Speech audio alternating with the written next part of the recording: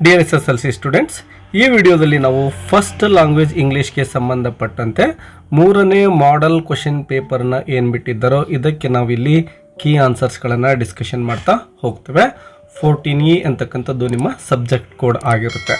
ಇದರಲ್ಲಿ ಫಸ್ಟ್ ಕ್ವೆಶ್ಚನ್ನ ನೋಡಿ, you haven't seen this film ಅಂತ ಇದೆ. ಈ ಒಂದು ಕ್ವೆಶ್ಚನ್ಗೆ ನಾವೇನು ಮಾಡಬೇಕು, the appropriate question tag to be added is ಅಂತ ಕೇಳ್ತಾರೆ. ಅಂದರೆ ಕ್ವೆಶ್ಚನ್ ಟ್ಯಾಗನ್ನು ನಾವಿಲ್ಲಿ ಕಂಡುಹಿಡಬೇಕಾಗುತ್ತೆ. ಕೊಟ್ಟಿರೋ ಆಪ್ಷನ್ಸ್ಗಳನ್ನು ಗಮನಿಸಿ. ಹ್ಯಾಸ್ ಯು ಇದೆ, ಹ್ಯಾವಂಟ್ ಯು ಇದೆ ಮತ್ತು ಹ್ಯಾವ್ ಯು, ಹ್ಯಾಸಂಟ್ ಯು, ಈ 4 ಆಪ್ಷನ್ಸ್ಗಳನ್ನು ಕೊಟ್ಟಿದ್ದಾರೆ ವಿದ್ಯಾರ್ಥಿಗಳೇ.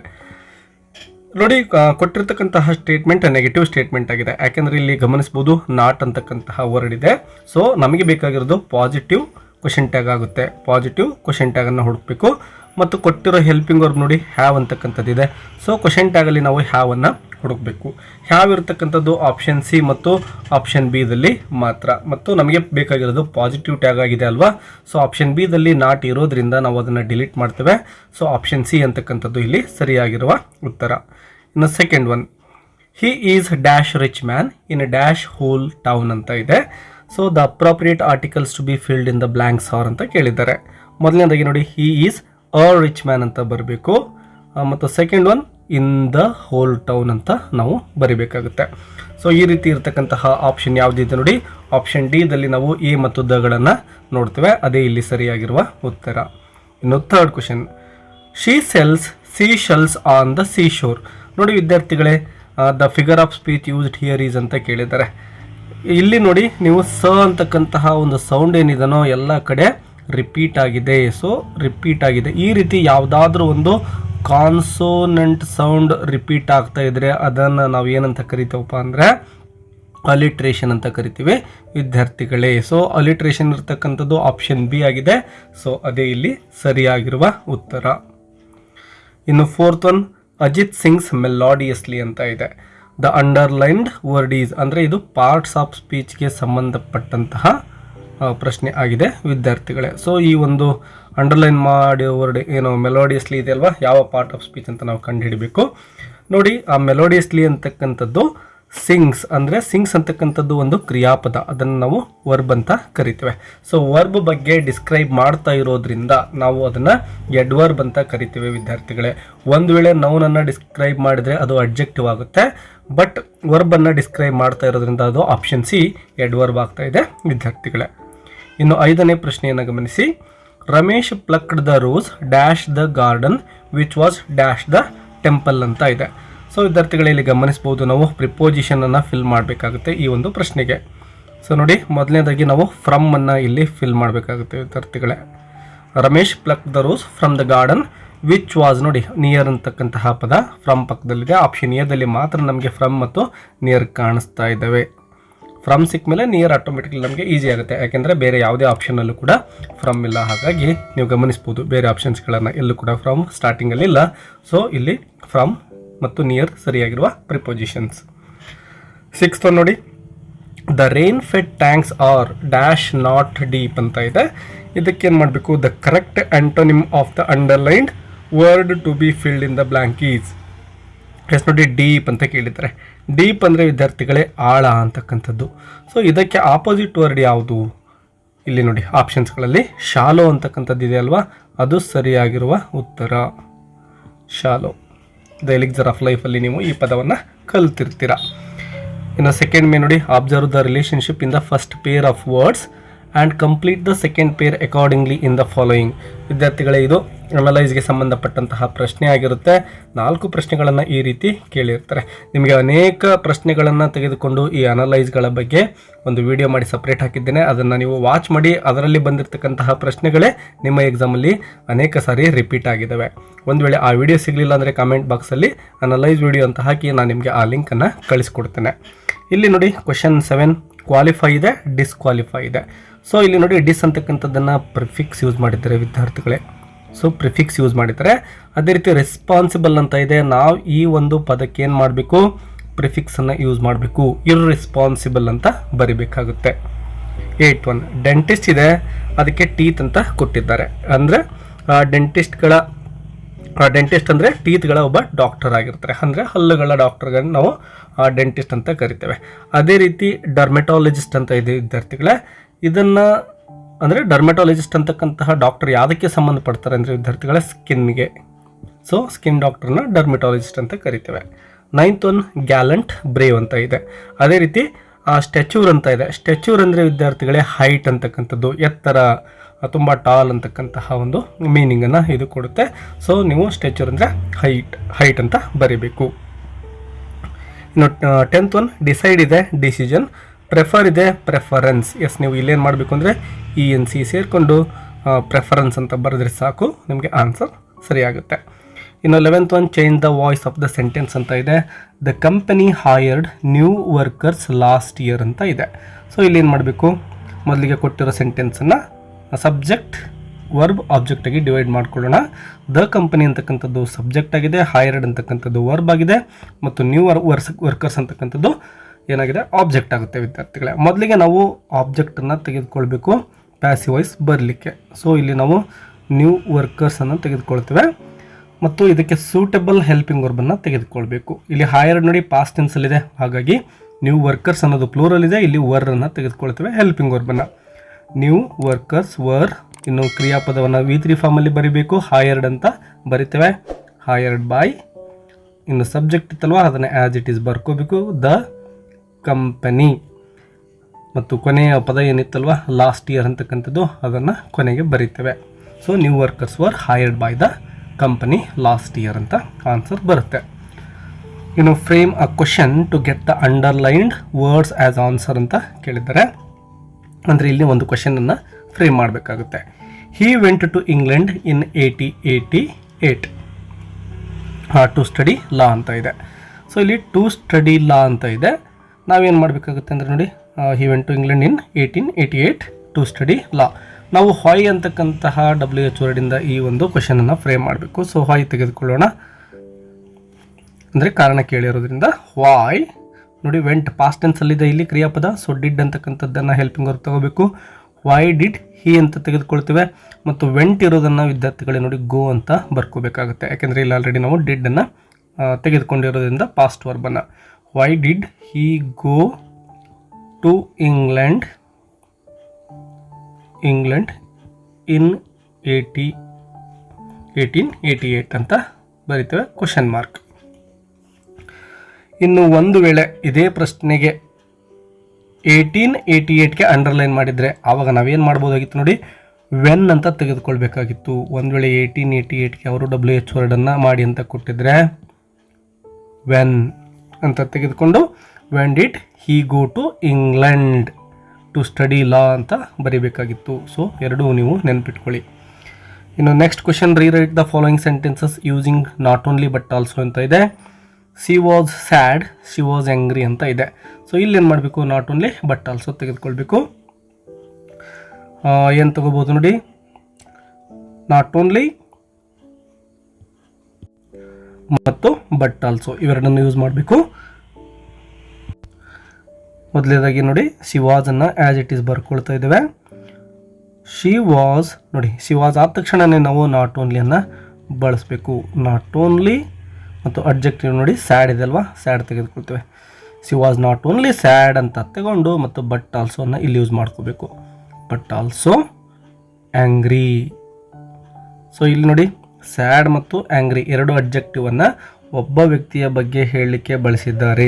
ಸೊ ಈ ರೀತಿ ಈ ಎರಡೂ ಅಡ್ಜೆಕ್ಟಿವನ್ನು ಒಬ್ಬರೇ ವ್ಯಕ್ತಿಗೆ ಬಳಸಿರೋದ್ರಿಂದ ಆ ಎರಡು ಅಡ್ಜೆಕ್ಟ್ಗಳ ಮುಂದೆ ಮೊದಲನೇ ಅಡ್ಜೆಕ್ಟಿವ್ ಮುಂದೆ ನಾಟ್ ಓನ್ಲಿ ಬಳಸಬೇಕು, ಎರಡನೇ ಅಡ್ಜೆಕ್ಟಿವ್ ಮುಂದೆ ಏನು ಬಳಸಬೇಕು, ಬಟ್ ಆಲ್ಸೋವನ್ನು ಬಳಸಬೇಕು. ಈಗ ಫೋರ್ತ್ ಮೇನನ್ನು ನೋಡಿ, 1 ಅಂಕದ 4 ಪ್ರಶ್ನೆಗಳಿರ್ತವೆ. ಅದರಲ್ಲಿ ಫಸ್ಟ್ ಕ್ವಶನ್ ನೋಡಿ, what made the elders of the workers paradise anxious? ಯಾವ ಕಾರಣದಿಂದ ಆ ಒಂದು ಎಲ್ಡರ್ಸ್ ಅಂದರೆ ಹಿರಿಯರೇನಿದ್ರು ವರ್ಕರ್ಸ್ ಪ್ಯಾರಡೈಸಲ್ಲಿ ಅವರು ಆತಂಕಿತರಾಗಿದ್ದರು ಅಂತ ಕೇಳಿದ್ದಾರೆ. ತುಂಬ ಸಿಂಪಲ್ ಆಗಿರೋ ಪ್ರಶ್ನೆ. ಮೆನಿ ಪರ್ಸನ್ಸ್ ನಾವು ಬಿಕೇಮ್ ಐಡಲ್. ತುಂಬ ಜನಗಳೇನಾಗಿದ್ದರು, ಐಡಲ್ ಅಂದರೆ ಸೋಮಾರಿಗಳಾಗಿರ್ತಾರೆ. They were wasting precious time on painting and sculpture. ಆ ಜನಗಳೇನು ಮಾಡ್ತಾಯಿದ್ರು, ತಮ್ಮ ಒಂದು ಅಮೂಲ್ಯವಾಗಿರ್ತಕ್ಕಂತಹ ಸಮಯವನ್ನು ಪೇಂಟಿಂಗಲ್ಲಿ ಸ್ಕಲ್ಪ್ಚರಿಂಗಲ್ಲಿ ಕಳೀತಾ ಇದ್ರು. ಹಾಗಾಗಿ elders of the workers were anxious ಅಂತ ನೀವು ಬರಿಬೇಕು. ಸೆಕೆಂಡ್ ಕ್ವೆಶ್ಚನ್ ನೋಡಿ, why did Della decide to sell her hair? ಯಾವ ಕಾರಣದಿಂದ ಡೆಲ್ಲಾ ತನ್ನ ಒಂದು ಹೇರನ್ನು ಮಾರಲಿಕ್ಕೆ ರೆಡಿ ಆದ್ಲು ಅಂತ ಕೇಳಿದ್ದಾರೆ, ಡಿಸೈಡ್ ಮಾಡಿದ್ಲು ಅಂತ. Della wanted to give a gift to her husband on Christmas. She didn't have enough money. Christmas ಈವ್ನಿಂಗಿಗೆ ಒಂದು ಗಿಫ್ಟನ್ನು ಏನಾದರೂ ಕೊಡಿಸ್ಬೇಕು ಅಂತ ಡಿಸೈಡ್ ಮಾಡ್ತಾಳೆ. ಅವಳ ಹತ್ರ ಸಾಕಷ್ಟು ಎನಫ್ ಮನಿ ಇರಲಿಲ್ಲ. That's why she decided to sell her hair.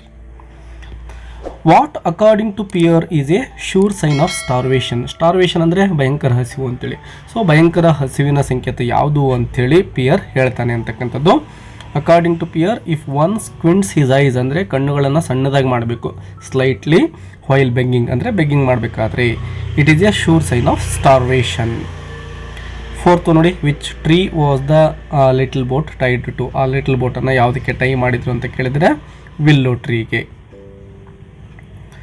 ಇನ್ನು ಫಿಫ್ತ್ ಮೇ ನೋಡಿ, answer the following questions in 2 or 3 sentences ಕೇಳಿದರೆ 7 ಪ್ರಶ್ನೆಗಳು 14 ಅಂಕಗಳು.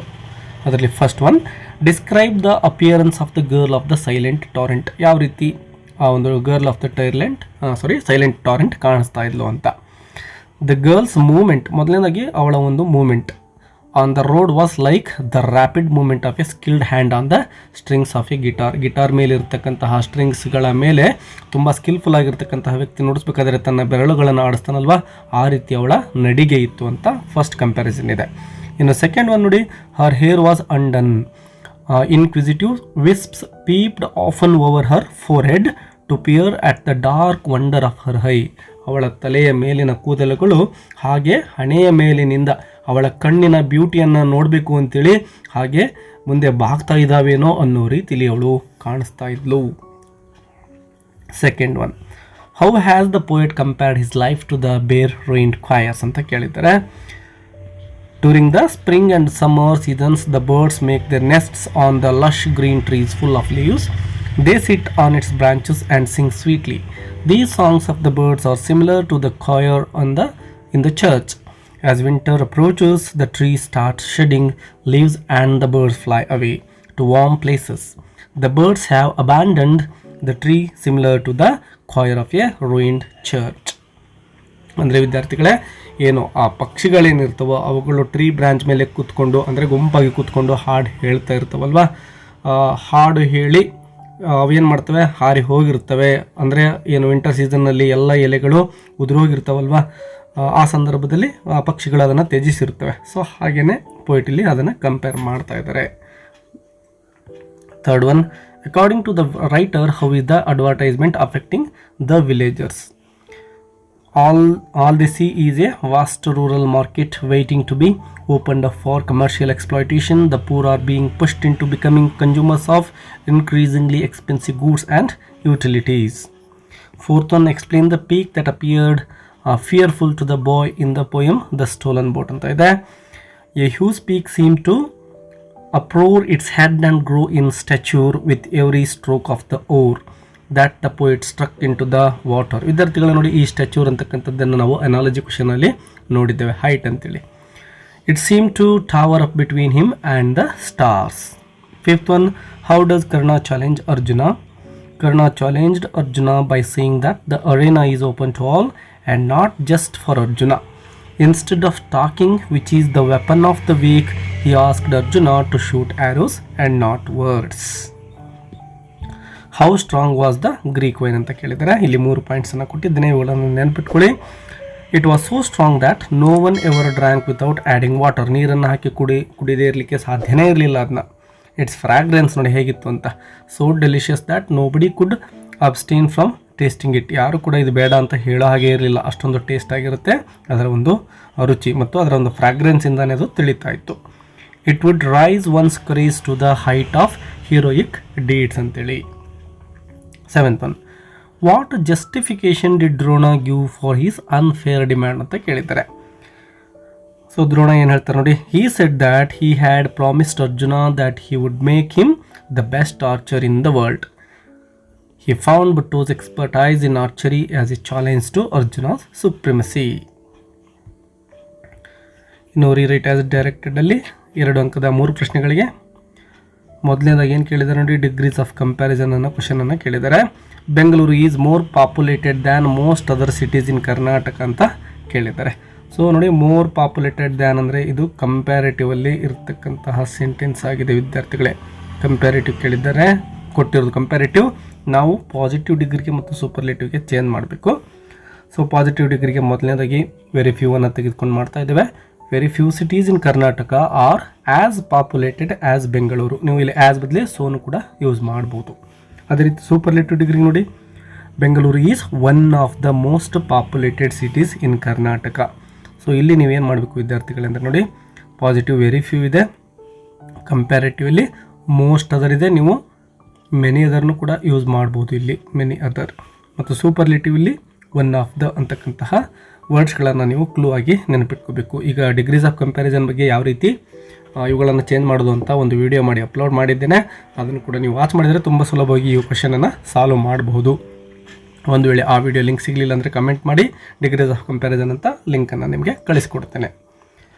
ಸೆಕೆಂಡ್ ಕ್ವಶನ್ ಇದರಲ್ಲಿ ಕಂಬೈನ್ ದ ಫಾಲೋಯಿಂಗ್ ಸೆಂಟೆನ್ಸಸ್ ಅಂತ ಕೇಳಿದರೆ, ಸೊ ದಟ್ ಮತ್ತು ಟೂಗಳನ್ನು ಯೂಸ್ ಮಾಡಿಕೊಂಡು ಸೆಂಟೆನ್ಸನ್ನು ಕಂಬೈನ್ ಮಾಡಬೇಕು. ಇಲ್ಲಿ ಕೆಳಗಡೆ 2 ಸೆಂಟೆನ್ಸ್ ಕೊಟ್ಟಿದ್ದಾರೆ ನೋಡಿ, he is tired, he cannot walk ಅಂತ ಈ 2 ಸೆಂಟೆನ್ಸನ್ನು ಕಂಬೈನ್ ಮಾಡಬೇಕು. ಮೊದಲನೇದಾಗಿ ನೋಡಿ, ಸೊ ದಟ್ ನಟನ್ನು ಯಾವ ರೀತಿ ಯೂಸ್ ಮಾಡಿದ್ದೇವೆ, ಹಿ ಈಸ್ ಸೋ ಟಯರ್ಡ್. ಇಲ್ಲಿ ಗಮನಿಸಿ ವಿದ್ಯಾರ್ಥಿಗಳೇ, ಹಿ ಈಸ್ ಆದ ತಕ್ಷಣ ನಾವು ಏನು ಮಾಡಿದ್ದೇವೆ, ಸೋ ಅನ್ನು ಸೇರಿಸಿದ್ದೇವೆ. ಇನ್ನು ಕ್ರಿಯಾಪದವನ್ನು ಟೈರ್ಡನ್ನು ಹಾಗೆಯೇ ಹಾಕಿದ್ದೇವೆ, ಹಿ ಈಸ್ ಸೋ ಟಯರ್ಡ್. ಮತ್ತು ಫುಲ್ ಪಾಯಿಂಟ್ ಇರೋ ಹತ್ರ ಏನು ಮಾಡಬೇಕು ನೋಡಿ, ದಟ್ಟನ್ನು ಹಾಕಬೇಕು. ಇಲ್ಲೇನು ದಟ್ ಕೇಳಿದಾರಲ್ವ, ಅದನ್ನು ಫುಲ್ ಪಾಯಿಂಟನ್ನು ರಿಮೂವ್ ಮಾಡಿಬಿಟ್ಟು ಆ ಜಾಗದಲ್ಲಿ ದಟ್ ಹಾಕಬೇಕು. ಇನ್ನು ಉಳಿದಿರ್ತಕ್ಕಂತಹ ಪದವನ್ನು ಆ್ಯಸ್ ಇಟ್ ಈಸ್ ಬರೀರಿ, ಹಿ ಕೆನಾಟ್ ವಾಕ್ ಅಂತ. ಈ ಒಂದು ಎಚ್ಚನ್ನು ನಾವು ಸ್ಮಾಲ್ ಲೆಟ್ರಲ್ಲಿ ಬರೀಬೇಕು, ಹಿ ಕೆನಾಟ್ ವಾಕ್. ಇನ್ನು ಟು ಮಾಡಬೇಕಾದ್ರೆ ಏನು ಮಾಡೋದು ನೋಡಿ, ತುಂಬ ಸಿಂಪಲ್ ಆಗಿರ್ತಕ್ಕಂಥದ್ದು. ಇಲ್ಲಿ ಮೊದಲನೇದಾಗಿ ಏನು ಮಾಡಬೇಕು, ಹಿ ಈಸ್ ಟಯರ್ಡ್ ಇದೆ ಅಲ್ವಾ, ಇಲ್ಲಿ ಹಿ ಈಸ್ ಆದ ತಕ್ಷಣ ಟು ಹಾಕಬೇಕು, ಹಿ ಈಸ್ ಟು ಟಯರ್ಡ್ ಅಂತ ಆಗುತ್ತೆ. ಮತ್ತು ನೋಡಿ ಇಲ್ಲಿದೆ, ಹಿ ಈಸ್ ಟು ಟಯರ್ಡ್, ಹಿ ಮತ್ತು ಕೆನಾಟನ್ನು ರಿಮೂವ್ ಮಾಡ್ತೇವೆ, ಟು ವಾಕ್ನ ಇಲ್ಲಿ ಟು ಸೇರಿಸ್ಕೊಂಡು, ಅಂದರೆ ವರ್ಬ್ಗಿಂತ ಮೊದಲು ಟು ಅನ್ನು ಸೇರಿಸ್ಕೊಂಡು ಬರೀಬೇಕು. ಈ ರೀತಿ ನೀವು ಈ ಒಂದು ಕಾಂಬಿನೇಷನ್ನ ಮಾಡಬೇಕು.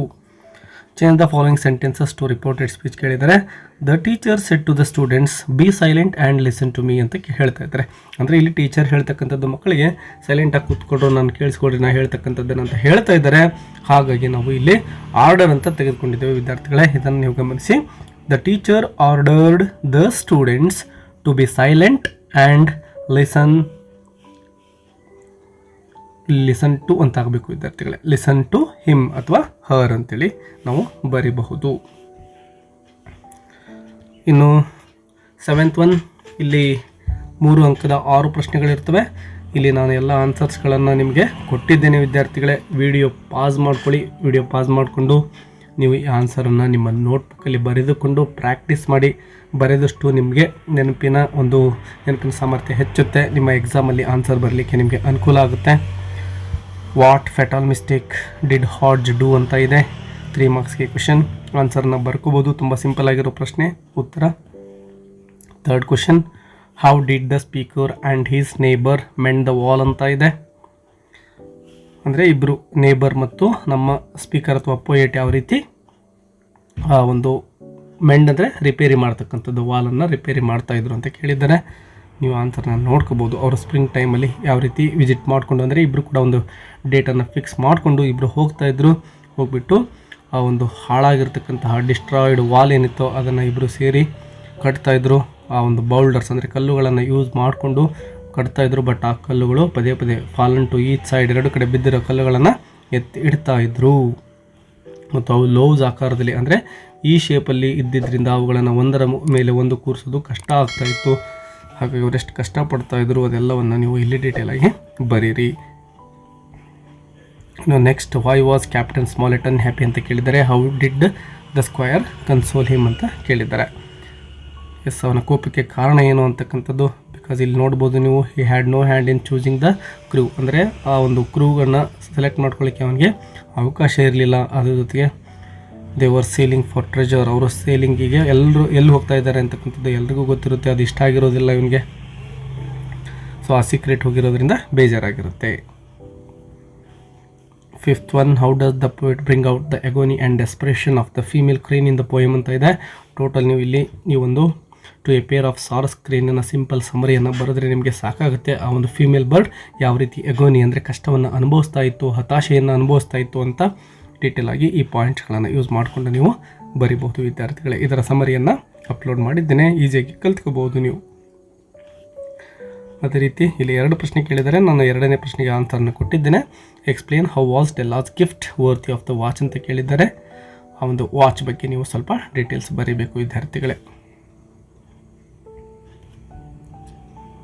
ಇನ್ನು ಎಕ್ಸ್ಟ್ರಾಕ್ಟ್ಗಳನ್ನು ಕೇಳಿದ್ದಾರೆ. My mother's life made me a man ಅಂತಕ್ಕಂಥದ್ದು CLM ಪೋಯಮಿಂದ ಬಂದಿದೆ. ಜಾನ್ ಮೇಸ್ಫೀಲ್ಡ್ ಅವರು ಈ ಒಂದು ಪೋಯಮನ್ನು ಬರೆದಿದ್ದಾರೆ. ಯಾವಾಗ ಹೇಳ್ತಾರಪ್ಪ ಅಂದರೆ ತಮ್ಮ ಒಂದು ಬೇಸರವನ್ನು ವ್ಯಕ್ತಪಡಿಸ್ತಾ, ತನ್ನ ತಾಯಿ ಆಲ್ರೆಡಿ ಸತ್ತೋಗಿರ್ತಾರೆ. The poet says that his mother's life made him, ನನ್ನ ತಾಯಿಯ ಜೀವನದಿಂದನೇ ನಾನು ಹುಟ್ಕೊಂಡಿರೋದು ಅಂತ ಹೇಳ್ತಾ ಇದ್ದಾರೆ. ಯಾಕೆಂದರೆ ಅವಳ ಒಂದು ಗರ್ಭದಿಂದನೇ ಇವರು ಬಂದಿರೋ ಕಾರಣದಿಂದ. ಈಗ ಆಲ್ರೆಡಿ ಅವರು ಗ್ರೇವಲ್ಲಿದ್ದಾರೆ. ಸೊ ಈ ಎಲ್ಲ ಪಾಯಿಂಟ್ಸ್ಗಳನ್ನು ನೀವು ಬರೀಬೇಕಾಗುತ್ತೆ. ಇನ್ನು question number 35 she is one we are gone over bank bush and scar ಅಂತ ಇದೆ. ಲೋಕಿನ್ವಾರ್ ಪೋಯಮಿಂದ ಬಂದಿರತಕ್ಕಂಥದ್ದು. ಸರ್ ವಾಲ್ಟರ್ ಸ್ಕಾಟ್ ಅವರು ಈ ಒಂದು ಪೋಯಮನ್ನು ಬರೆದಿದ್ದಾರೆ. ಲೋಕಿನ್ವಾರ್ ಈ ಒಂದು ಮಾತುಗಳನ್ನು ಹೇಳ್ತಾ ಇದ್ದಾನೆ. ಎಲ್ಲನನ್ನು ಕರೆದುಕೊಂಡು ಆ ಮದುವೆ ಮಂಟಪದಿಂದ ಅವನು ಕರೆದುಕೊಂಡು ಹೋಗ್ತಕ್ಕಂತಹ ಸಂದರ್ಭದಲ್ಲಿ ಕೊನೆಗೆ ಈ ಒಂದು ಸಾಲು ಬರುತ್ತೆ ವಿದ್ಯಾರ್ಥಿಗಳೇ. ತುಂಬ ಬ್ಯೂಟಿಫುಲ್ ಆಗಿರೋ ಪೋಯಮ್, ನಿಮಗೆಲ್ಲ ಗೊತ್ತಿರೋ ಹಾಗೆ. ಸೊ ಈ ಎಲ್ಲ ಡೀಟೇಲ್ಸನ್ನು ನೀವು ಬರಿಬೇಕು. ಇನ್ನು 36 if I stop walking I shall freeze ಅಂತ ಇದೆ. ಸೊ ಇದನ್ನು ನಾವು the pie and the tart ಅಂತಕ್ಕಂತಹ ಲೆಸನ್ನಿಂದ ತೆಗೆದುಕೊಂಡಿದ್ದೇವೆ. ಹಾಗೆ ಚೆಸ್ಟರ್ಮೆನ್ ಅವರು ಈ ಒಂದು ಲೆಸನನ್ನು ಬರೆದಿದ್ದಾರೆ. ಇದನ್ನು ಹೇಳ್ತಕ್ಕಂಥವನು ಪಿಯರ್ ಆಗಿದ್ದಾನೆ. ಜಾನ್ಗೆ ಈ ಮಾತನ್ನು ಹೇಳ್ತಾ ಇದ್ದಾನೆ. ಡೀಟೇಲ್ಸ್ ಇಲ್ಲಿದೆ, ಬರೆದುಕೊಳ್ಳಬಹುದು. 37th one she had beautiful eyes ಅಂತ ಇದೆ. ಈ ಒಂದು ಸೆಂಟೆನ್ಸನ್ನು the eyes are not here ಅಂತಕ್ಕಂತಹ ಸ್ಟೋರಿಯಿಂದ ತೆಗೆದುಕೊಂಡಿದ್ದೇವೆ. ರಸ್ಕಿನ್ ಬಾಂಡ್ ಅವರು ಈ ಒಂದು ಲೆಸನನ್ನು ಬರೆದಿದ್ದಾರೆ. ಸ್ಟೋರಿಯನ್ನು ಯಾರು ಹೇಳ್ತಾರೆ ಈ ಮಾತನ್ನು ಅಂತಕ್ಕಂಥದ್ದು, ಸ್ಟ್ರೇಂಜರ್ ಎಂಟರ್ ದ ಕಂಪಾರ್ಟ್ಮೆಂಟ್, ಯಾರು ಎಂಟ್ರಿ ಕೊಟ್ಟಿರ್ತಾನಲ್ವ ಕಂಪಾರ್ಟ್ಮೆಂಟ್ಗೆ ಹೊಸದಾಗಿ ಆ ಹುಡುಗಿ ಇಳಿದೋದ್ಮೇಲೆ ಅವನು ಹೇಳ್ತಕ್ಕಂತಹ ಮಾತುಗಳು ಇವಾಗಿದ್ದಾವೆ. ಯಾವಾಗ ಹೇಳ್ತಾನೆ ನೋಡಿ, the narrator ask that man about the hair of the girl. ಆ ಇಳಿದು ಹೋದ್ಲಲ್ವ ಆ ಒಂದು ಹುಡುಗಿಯ ಹೇರ್ ಯಾವ ರೀತಿ ಇದ್ದು ಅಂತ ಕೇಳ್ತಾನೆ. ಆಗ ಆ ಸ್ಟ್ರೇಂಜರ್ ಬಂದವನು ನನಗೆ ಆ ಹೇರನ್ನು ಸರಿಯಾಗಿ ಗಮನಿಸಲಿಲ್ಲ, ಅವಳ ಕಣ್ಣುಗಳನ್ನು ಗಮನಿಸಿದ್ದೇನೆ, she had very beautiful eyes ಅಂತಕ್ಕಂಥ ಮಾತನ್ನು ಹೇಳ್ತಾನೆ. ಇನ್ನು ಕೊನೆಯದು in spite of everything I still believe that people are really good at heart ಅಂತಕ್ಕಂಥದ್ದು the girl who was Anne Frank ಇಂದ ಇದನ್ನು ತೆಗೆದುಕೊಳ್ಳಲಾಗಿದೆ. ಅವಳಿಗೆ ಇದ್ದಂತಹ ಒಂದು ಹೋಪ್ ಅಥವಾ ಭರವಸೆ ಏನಿತ್ತೋ, ಜನಗಳ ಮೇಲೆ ನಂಬಿಕೆ ಏನಿತ್ತೋ ಅದನ್ನು ಕುರಿತು ಇಲ್ಲಿ ಬಳಸಿರ್ತಕ್ಕಂತಹ ಸೆಂಟೆನ್ಸ್ ಇದೆ, ನೀವು ಬರೆದುಕೊಳ್ಳಿ ವಿದ್ಯಾರ್ಥಿಗಳೇ. ಇನ್ನು ಉಳಿದಿರ್ತಕ್ಕಂಥದ್ದು ಕೋಟ್ ಫ್ರಮ್ ಮೆಮೊರಿಯಿಂದ ಕೇಳಿದ್ದಾರೆ, ನೋಡ್ಕೋಬೋದು. ಈ ಎಲ್ಲ ಕ್ವೆಶನ್ ಪೇಪರ್ಗಳು ನಿಮಗೆ ಸಿಕ್ಕಿರ್ತವೆ ಅಂದ್ಕೊಳ್ತೀನಿ. ಇನ್ನು ಲಾಂಗ್ ಟೈಪ್ ಕ್ವೆಶನ್ಸ್ಗೆ ನಾನು ಇಲ್ಲಿ ಆನ್ಸರ್ನ ಮಾಡಿಲ್ಲ. ಒಂದು ವೇಳೆ ಇವುಗಳಿಗೂ ನಿಮಗೆ ಆನ್ಸರ್ ಬೇಕು ಅನಿಸಿದರೆ ಹಿಂದಿನ ವೀಡಿಯೋಗಳನ್ನು ರೆಫರ್ ಮಾಡಿ. ಎಲ್ಲ ಪ್ರಶ್ನೆಗಳಿಗೂ ಕೂಡ ಆಲ್ರೆಡಿ ಆನ್ಸರ್ಸ್ಗಳನ್ನು ಮಾಡಿ ಅಪ್ಲೋಡ್ ಮಾಡಲಾಗಿದೆ. ಒಂದು ವೇಳೆ ನಿಮಗೆ ಆನ್ಸರ್ ಸಿಗಲಿಲ್ಲ ಅಂದರೆ ಲಾಂಗ್ ಟೈಪ್ ಆನ್ಸರ್ಸ್ ಅಂತ ಕಮೆಂಟ್ ಮಾಡಿ, ಅದರ ಒಂದು ಲಿಂಕನ್ನು ನಿಮಗೆ ಕಳಿಸ್ಕೊಡ್ತೀನಿ ವಿದ್ಯಾರ್ಥಿಗಳೇ. ಪ್ಯಾಸೇಜ್ ಇದೆ, ಪ್ಯಾಸೇಜನ್ನು ಕೂಡ ನೀವು ಗಮನಿಸ್ಬೋದು. 2 ಪ್ರಶ್ನೆಗಳಿಗೆ 4 ಅಂಕಗಳನ್ನು ನೀವು ಪಡೆದುಕೊಳ್ಬೋದಾಗಿದೆ. ಪೊಲ್ಯೂಷನ್ ಬಗ್ಗೆ ಎಸ್ಸೆ ಇದೆ, ಪೊಲ್ಯೂಷನ್ ಡ್ಯೂ ಟು ಅರ್ಬನೈಜೇಷನ್ ಅಂತಕ್ಕಂಥದ್ದು. ಇನ್ನೊಂದು ಆರ್ಟಿಫಿಷಿಯಲ್ ಇಂಟೆಲಿಜೆನ್ಸ್ ಇದು ಕೂಡ ಇದೆ. ಲೆಟರ್ ರೈಟಿಂಗ್ ಕೂಡ ಇದೆ. ಕೊನೆಗೆ ಇವೆಲ್ಲವನ್ನು ಕೂಡ ನೀವು ಪ್ರಾಕ್ಟೀಸ್ ಮಾಡ್ಕೊಳ್ಳಿ ವಿದ್ಯಾರ್ಥಿಗಳೇ. ಒಳ್ಳೆಯ ಅಂಕಗಳು ನಿಮಗೆ ಬರಲಿ ಅಂತ ಹಾರೈಸ್ತಾ ಇಲ್ಲಿಗೆ ವಿಡಿಯೋ ಮುಗಿಸೋಣ. ಮತ್ತೊಂದು ವಿಡಿಯೋದೊಂದಿಗೆ ಸಿಗೋಣ. Take care, keep learning. Bye ಬಾಯ್.